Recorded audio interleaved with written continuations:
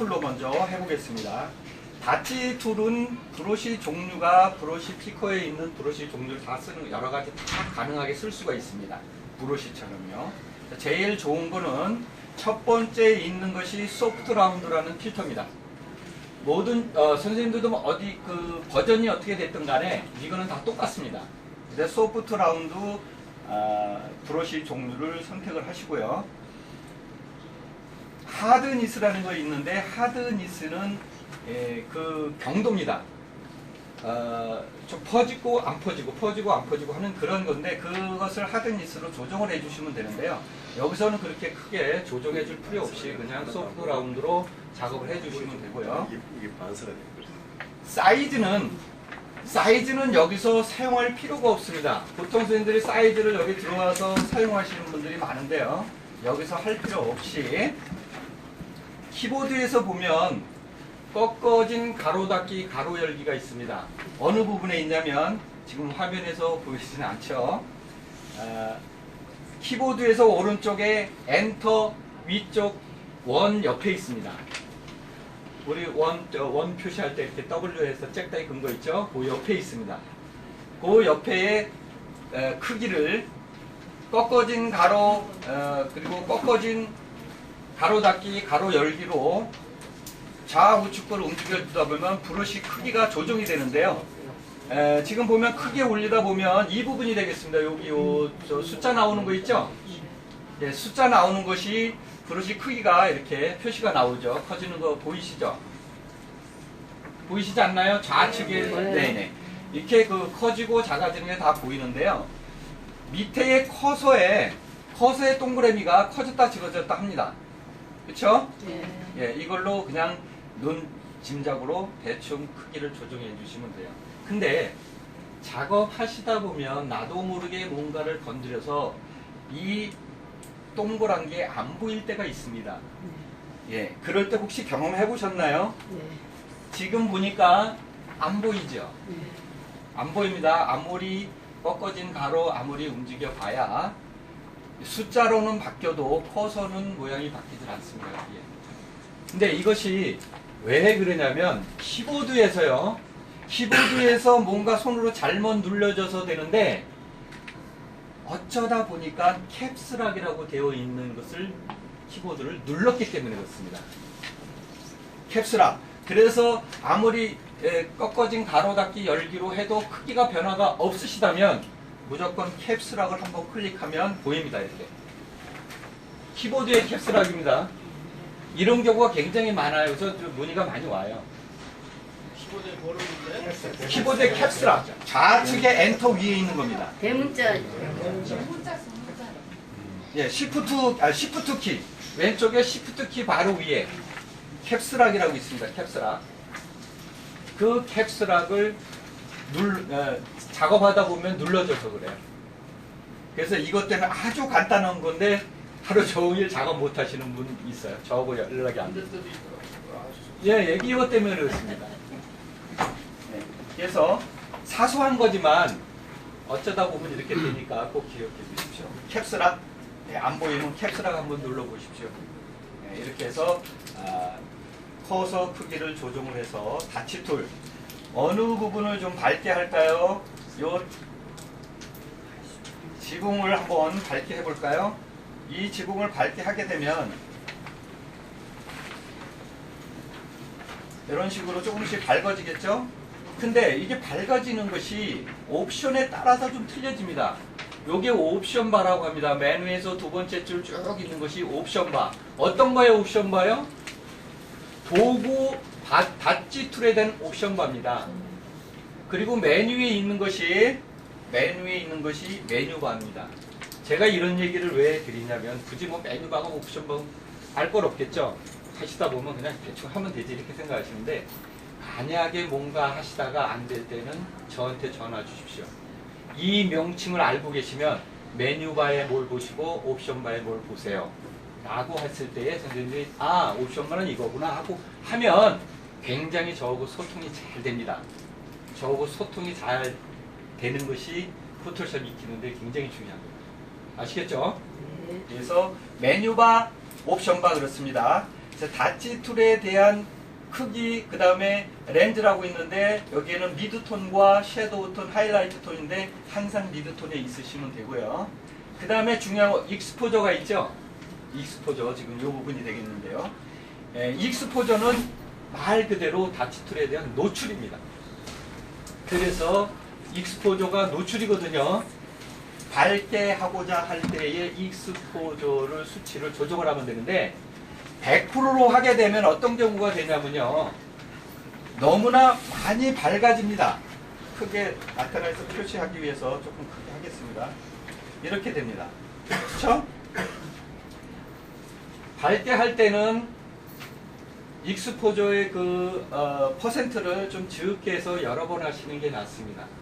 그래서 10% 내지는 20%로 이렇게 해주시면 좋겠습니다. 근데 이 익스포저를 힘들게 퍼센트를 조정할 때에 마우스를 가지고 여기에 들어와서 지금 하는 게 대부분입니다. 이렇게. 그래요, 안 그래요?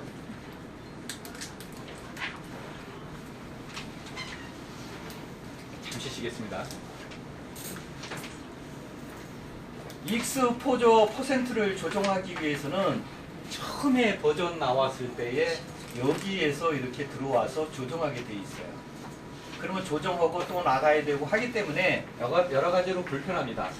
그렇지 않으면 이렇게 커서로 클릭해서 숫자를 정해주거나 이런 식으로 해줬어요. 그렇죠? 근데 그 이후 버전에는 이렇게 글씨 위에 이렇게 손 모양이 바뀌게 돼 있습니다. 양 방향 화살표가 생기면서 이렇게 바뀝니다. 글씨 위에서. 이것이 조금 좋아진 기능이고요. 얘로 여기서 클릭해가지고 마우스를 누른 상태에서 좌우로 움직이시면 됩니다. 그러면 이렇게 퍼센트가 바뀝니다. 잘 안 보이시면 제가 조금 더 크게 한번 해볼까요?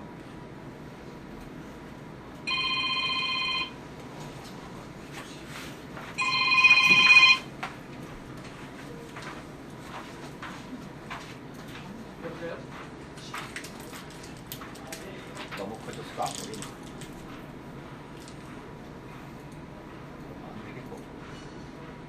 자, 이것도 커져 있는 상태니까 익스포저라는 글씨 위에서 클릭해서 좌우로 움직이시면 이렇게 파랗게 숫자가 바뀌는 게 보이실 겁니다. 놓으면 바로 빠져나와요. 근데 여기에서 숫자를 쳐주고 나는 50%라 할 거야 이렇게 하고 나도 모르게 그냥 바깥에 나와서 클릭해가지고 작업을 하셔도 되는데 자기도 모르게 어떤 때는 이거 좀 확대하고 싶어 아니면 줄이고 싶어 이 스크린을 화면 상태를 그래가지고 화면 상태도 휠로 많이 돌리기도 하죠. 휠로 돌리되면 숫자가 돌아가지 그 화면이 돌아가지 않습니다. 그래서 항상 숫자를 정해주거나 그쪽에서 뭔가를 커서가 가 있게끔 조정해 주신 다음엔 꼭 엔터를 쳐서 빠져나와야 됩니다. 파랗게 이렇게 있으면 안 된다 이런 얘기입니다. 빠져나온 상태에서 스크린도 크기도 조정해서 이렇게 해줄 수가 있습니다. 무슨 얘기인지 좀 이해하시죠? 네. 근데 가장 편한 방법이 C6부터인가요? 기능이 나와서 이게 업그레이드 되어 있습니다. 그 부분은 뭐냐면 숫자 키보드에서 숫자판 있죠. 숫자판 아시죠? 키보드에서 네. 2를 누르면 10%로 바뀐다 이렇게 1. 얼마나 간단해요? 10%, 익스포저 퍼센트 10%로 바뀌는데 1만 숫자 쳐주면 됩니다. 2, 20%, 2 바뀌는 거 보이시죠? 네. 3, 30%, 4, 5, 6, 7, 70%, 8은 80%, 9는 90%. 100은 어떻게 해야 될까요? 네, 0이 맞습니다. 아주 똑똑하시네요. 박수 한번 주세요. 뒤에서 난데. 0을 누르면 100%로 바뀝니다. 그럼 15%는요? 아니고요. 그냥 15 쓰시면 됩니다.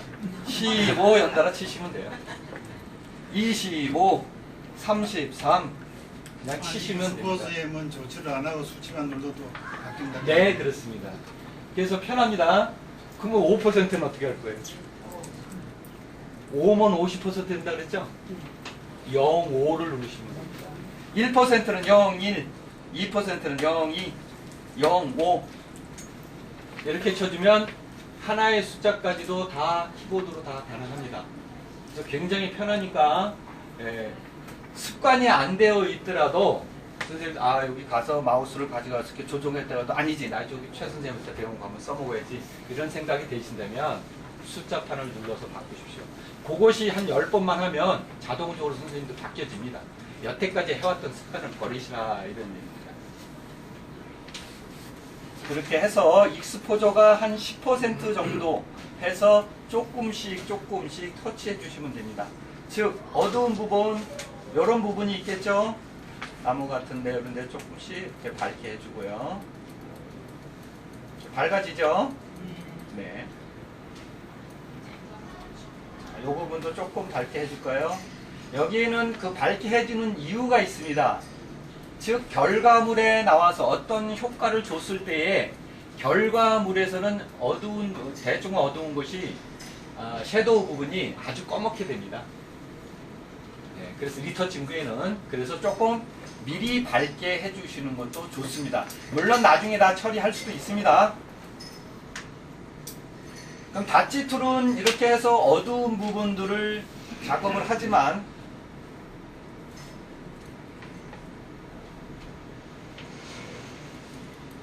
밝게 처리해서 작업을 하지만 그럼 이렇게 이쪽 같이 이런 하이라이트 부분은 어떻게 해야 돼요? 반대로 번 툴입니다. 번 툴은 태워준다는 뭐 그런 뜻이죠. 그래서 그 암실에서 작업할 때도 우리가 좀 어둡게 까맣게 하려고 그러면 태운다 그러죠. 대표적인 그렇죠? 예, 그래서 이 빛을 많이 줘가지고 태워준다 이렇게 합니다. 그래서 암실에 작업하는 거나 비슷하다고 보시면 됩니다. 자, 그러면 요 부분, 요런 부분들을 좀 어둡게 이렇게 처리해주면 되는데요. 이 옵션도 역시 마찬가지로 거의 비슷합니다. 그렇죠? 그래서 조금 더 빨리 어둡게 해주려면 퍼센트를 올리면 되는데요. 여기 와서 하지 마시고 여기서 키보드로 30%면 30% 이렇게 쳐서 이런 부분을 조금 더 어둡게 해줍니다. 어두워지죠? 이렇게 어두워집니다. 그것이 다치와 본 툴의 역할이라고 보시면 되겠고요. 그럼 마지막으로 스펀지 툴 하겠습니다. 스펀지 툴은 있는 색상의 채도를 높여주는 거기 때문에 역시 마찬가지로 옵션에 보시면 쭉 뭐가 있는데 모드에서 보시면 요거는 꼭 알고 계셔야 돼요. 스펀지 툴은 무슨 역할을 한다 그랬죠? 채도를 높여주고 낮춰주고 그러는데 도구는 하나인데 그럼 높여줄 때와 낮춰줄 때 틀려야 되잖아요. 그것이 모드에 있습니다. 두 가지가 있습니다. 하나는 세츄레이터, 하나는 디서츄레이터 이렇게 있습니다. 그래서 세츄레이트는 채도를 높여주고요. 디서츄레이트는 채도를 낮춰줍니다. 그래서 채도를 높여줄 때는 세츄레이트를 체크를 하시고 하고자 하는 이런 부분에 터치를 해주면 채도가 좋아지는데 채도가 그냥 좋아지는 게 아니고요. 밝아지면서 좋아집니다. 밝아지면서 성격상. 그래서 채도는 좋아지되 밝아지면서 좋아진다. 이렇게 보시면 되겠습니다. 저 노란색 있는데 한번 해볼까요? 밝아지면서 좋아지니까 어떻게 좋아지나요? 노란색이 더 산뜻하게 보이죠? 보여지죠? 지붕에서는 그런 느낌을 못 받았는데 여기서는 이런 노란색을 이렇게 해주니까 산뜻해지면서 좋아집니다. 이 빨간색 한번 해볼까요? 빨간색은 어떻습니까? 네. 아주 채도가 좋아지면서 그렇죠? 반대로 디서츄레이트를 하게 되면 어두워집니다. 다시 이렇게. 그래서 디서츄레이트, 세츄레이트를 왔다 갔다 하시면서 조정을 해주시면 됩니다. 이런데도 좀 더 세츄레이트 브러쉬로 이렇게 해주면 뭔가 색깔이 이상해도 괜찮습니다. 얘는 왜? 팽화적으로 표현해 줄 거기 때문에. 그래서 이렇게 터치해 주시고요. 이런 부분도 하이라이트성, 빨간색은 빨간색인데 하이라이트성이 있기 때문에 타치 번툴로 먼저 좀 주물러 주시고 이렇게 그 다음에 스펀지 툴로 또 채도도 이렇게 해주시고 이런 식으로 전체적으로 터치를 해주면 좋아집니다.